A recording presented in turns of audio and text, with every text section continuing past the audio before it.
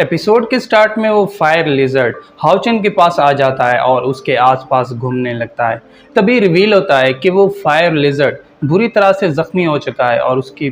पूरी बॉडी पे ढेर सारी चोटें हैं। उन चोटों को देख के हाउचेन उस फायर लिजर्ड से उन चोटों के बारे में पूछने लगता है और फिर अपने हाथों से उसे पेट करने लगता है। पहले तो वो फायर लिजर्ड हाउचेन के पास आने से खुद को रोक लेता है, मगर उसकी अच्छाई को देख के वो उसके पास चला जाता है, क्योंकि फायर लिजर्ड सिर्फ दूसरे लेवल का डीमन बीस्ट है और उसके पास हाउचेन जितनी पावर्स भी नहीं है। इसलिए ये देख के नालन गुस्सा हो जाता है और उस पर अपनी सोर्ड से अटैक करने लगता है, मगर हाउचेन अपनी सोर्ड से नालन के अटैक को रोक लेता है, जिस पे नालन उसे बताता है कि अगर तुम्हें सबसे पावरफुल नाइट बनना है तो तुम्हारे पास ड्रैगन लेवल की पावर्स होनी चाहिए, और ये फायर लिजर्ड जिसकी पावर दूसरे लेवल की है ये तुम्हारे काबिल नहीं है। ये सुनते ही हाउचेन अपनी सोर्ड से नालन के अटैक को रिफ्लेक्ट कर देता है और फिर उसे बताता है कि जब मैं उस ईगल डीमन बीस्ट के साथ अपनी पावर्स कंबाइन कर रहा था तो अचानक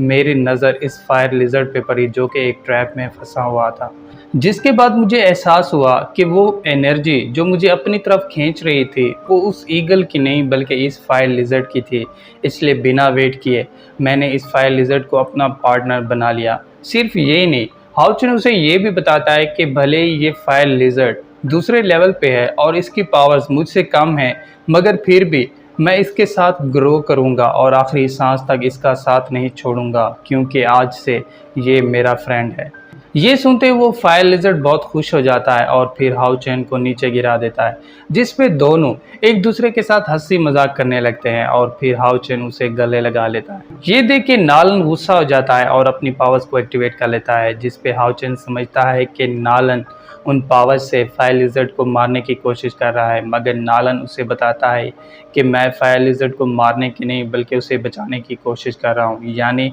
मैं अपनी लाइट एनर्जी से उसकी चोटों को हील कर रहा हूँ। ये सुनते ही हाउचेन खुश हो जाता है और नालन को फायर लिजर्ड को ट्रीट करने की इजाज़त दे देता है। तभी एल्डर नालन को ऐसा करने से रोक लेता है और उसे बताता है कि अगर तुम इस बीस्ट की रक्षा करना चाहते हो तो इसके अंदर अपनी लाइट एनर्जी ट्रांसफ़र ना करो, वरना ये बीस्ट इस लाइट एनर्जी से यहीं पे मर जाएगा। ये सुनते ही हाउचेन शॉक रह जाता है और एल्डर से इसके पीछे की वजह पूछता है, जिस पे एल्डर उसे बताता है कि मैं जानता हूँ तुम बहुत ही अच्छे इंसान हो और तुम खुद से ज़्यादा दूसरों की परवाह करते हो, लेकिन इस फायर लिजर्ड के अंदर डार्क एनर्जी है, क्योंकि ज़्यादातर डीमन बीस्ट जो उस डिमेंशन के अंदर आते हैं उनके अंदर लैंड ऑफ अबिस की एनर्जी होती है, यानी डीमन किंग के लैंड की डार्क एनर्जी होती है और उन्हें किसी भी लाइट एनर्जी से ट्रीट नहीं किया जा सकता। अगर उनके अंदर लाइट एनर्जी ट्रांसफ़र की जाए तो डार्क एनर्जी उनकी बॉडी से बाहर चली जाती है और वो वहीं पे डिस्ट्रॉय हो जाते हैं, यानी